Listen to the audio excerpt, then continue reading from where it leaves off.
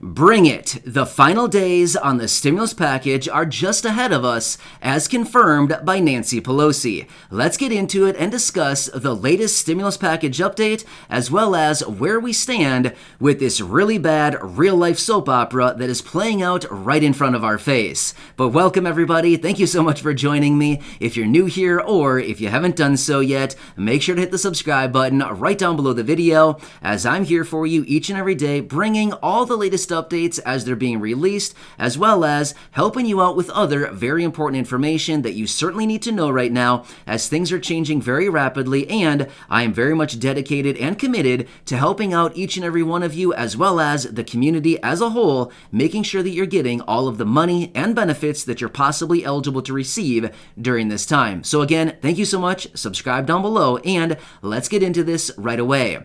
Alright, so let's discuss where we stand with this really bad soap opera that is playing out right in front of our face over the last week or so as we get down to the final days on this stimulus package.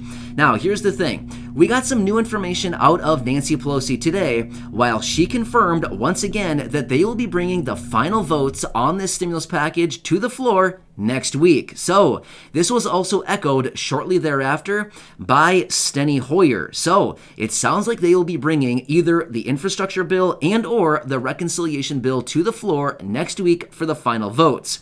Now remember, we've seen this and heard about this many times before, where they say, yep, tomorrow or next week we'll be bringing the final vote, and then sure enough, shortly thereafter they come out and say, hey, sorry, we're gonna have to delay this thing, we simply don't have the votes right now. So it'll all be up to next week, and we will see if they actually bring it or not. Now, we don't know if they're going to bring it on Friday of next week, we don't know if they're going to bring it on Monday of next week, but we just know that at some point next week, they are confirming that they will be bringing the final votes to the floor on one or both of these packages, according to Nancy Pelosi and Steny Hoyer. Now, we do know that we have had some major cuts to the bill in just the last couple days here. In fact, we're getting some more information on further cuts that are happening out there right now, but nothing is necessarily confirmed, but rather we're seeing a bunch of different potential cuts, I should say, that are on the table right now. Let me run through a few of these really quickly, and I've already mentioned a couple, but let me mention a couple more that are still starting to come out. So all of this money that was allocated for the 2 years of community college, yep, sorry, chop chop, that one's out of there for the most part. As far as the child tax credit payments, those were going to be extended for 4 years. As of right now, it looks like those are going to be extended for 1 year. So that's a lot of money that's going to be removed right there as well. There's also some money in there for climate and funding for, climate and Green Deal initiatives, things like this. Yeah, it looks like those are probably going to be shaved down as well. There's also money in there for paid family leave. Originally, they wanted 12 weeks of paid family leave.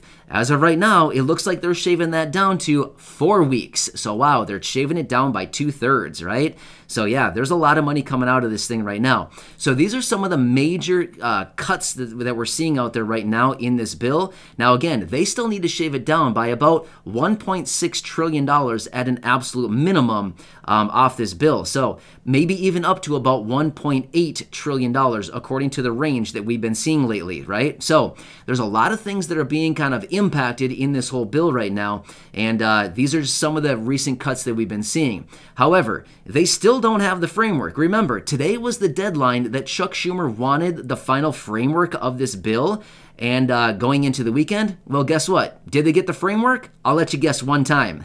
You're right, no, they did not get the final framework done by today, as indicated by Chuck Schumer and the deadline that they wanted. So it makes me wonder, are they going to continue working into the weekend to actually get this done, or are they going to hit the road and who knows what with their time? I have no clue what they do on the weekends, right? Probably not much, let's be real. Probably not a whole lot. But either way, the real question is, are they going to be working over the weekend to get the final framework on this thing done? Or are they going to extend it into next week, which could possibly drag it into late next week, and could the whole thing be potentially delayed? Now, you might be wondering, why do they have such a massive push to get this thing done by the end of October? Good question. Well, here's why. Well, this is one of the major reasons why. They have a couple of different reasons, but let me give you a couple of reasons why. First off, Nancy Pelosi and Chuck Schumer basically said that's the line in the sand where they want to have this thing done. But early in November, President Biden is also traveling to Europe to visit and attend a climate summit. Well, it'd look really good for him, right? If this package is done by the time that he's attending this climate summit, and he can lean back on the package and be like, hey, check it out. Congress over in the U.S., we just passed this multi-trillion-dollar package, and it has, blank dollars of funding in there for climate and environment and green deals, things like this, right? So this is one of the major reasons why they want to get this thing done, is so that President Biden can point back at the package and be like, hey, check it out. We just passed hundreds of billions of dollars worth of climate funding in this latest package, right? So that's coming in November, where he's going to be attending that summit over in Europe. So yeah, that's another thing that's kind of interesting right now that's going on out there, right? So one more thing I want to mention here, and then we'll get into a little bit more details. So remember that whole provision I talked about the other day where they want to add in there the IRS can snoop on bank accounts, as in they can kind of look into your bank accounts, any transactions of $600 or more, they would the banks would have to report that, and then they could kind of take a look and be like, hey, what's this person up to, right? Well, a lot of people down in the comments section on that video the other day were saying, no way, stay out of my business. I don't want you looking at my account, right? So that's what many people were saying. Well, they're actually thinking about changing this a little bit more now. So the latest ideas is that they were potentially going to be raising it up to $10,000. However, $10,000 is going to still encompass a lot of transactions, right?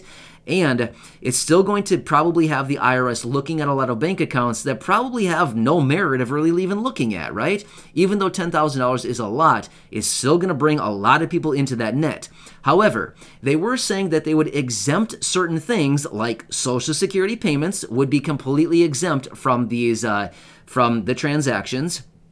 Other transactions included would be like purchases of a home. So when you go to purchase a home, right, you probably have to put down a lot of money, maybe $10,000, $20,000, maybe $50,000 in some instances. Some people have to put down a lot of money when you buy a house, right? So in that instance, they would be taking out a lot of these transactions for purchase of a house, like down payments and other big transactions. But I guess my question would be is, how do they know? How do they know where these transactions are going? If there's just, let's just say a $12,000 transaction for the down payment of a house, how do they know that? How do they know that that's the down payment for a house when it's maybe in the form of a wire transfer or maybe like a cashier's check, something like that? How would they have any clue until they actually get the records from the bank and start looking into it and then say, oh, okay, it's a down payment for a house? Really? You know what I mean? So I don't know. I'm kind of curious, how would they actually know what these transactions are actually for until they actually get the records from the bank and then start looking into them and investigating and be like, okay, now we get this is what the transaction is from. And at that point, it's too late. They've already looked in your accounts, right? So again, leave me your comments down below. I'm curious what you have to say about all this. But there's actually a ton of pushback right now. The whole banking sector, for the most part, is pretty much pushing back on this, saying, do you realize the logistical and nightmares and headaches this would create for banks out there? This would create a lot of headaches for a lot of banks. That would be a ton of reporting that banks would have to do on a regular basis to the IRS, right? I mean, think of all the millions of transactions that banks deal with on a regular basis. I mean, realistically, banks probably deal with millions of transactions per week. Could you imagine that, reporting all of those transactions on a regular basis to the IRS? What a nightmare, right? I mean, that would be a huge, huge headache for banks. But again, there's a lot of people pushing back on this. In fact, there's some people out there saying they want to raise this limit up so much that it keeps pretty much everybody, including individuals and small businesses, out of this whole loop. Because here's the thing, even small businesses deal with some pretty big numbers sometimes, right? Tens of thousands, maybe even $20,000, $30,000, $50,000, maybe even hundreds of thousands of dollars at a time. And remember, the whole idea behind this this IRS provision is to really kind of get higher income people, like the really top earners out there and billionaires, to make sure that they're paying taxes on all their income. Well, do you think that looking at bank accounts is really going to be the way to look at billionaires? I mean, honestly, I I'm not really sure. I don't really know what billionaires do, but I'm guessing they're not funneling little $10,000 transactions through their bank account. You know what I mean? They're dealing with probably hundreds of thousands or even millions of dollars in their transactions, right? I mean, $100,000 to a billionaire is like nothing, right? That's like pocket change to them. It's literally nothing to them. So my point is, I don't really know if this is the best solution to kind of figure out what people are doing with their money, right? I think it's probably going to have unintended consequences for probably, lower income or middle income people. I don't know. There's a lot of controversy about this out there right now. I've been seeing a lot of it pop up really lately, and it's been pretty interesting to read into all of it.